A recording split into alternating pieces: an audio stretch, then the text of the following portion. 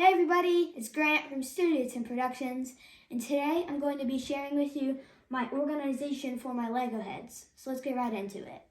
So a really easy way to organize your Lego heads is this little contraction right here. So all I got is a 1x6, and I just placed heads like that. Super simple. There's some here and some on the back side. So you may be wondering, I have way more than 6 Lego heads.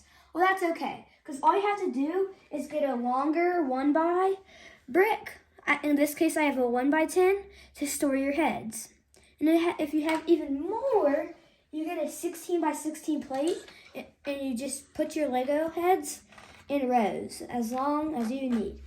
And if you have even more, you gotta whip out a 32x32, which is pretty big. I do this because it helps me stay organized. Anyway, thank you for watching this video, and don't forget to like and subscribe, and have a great day.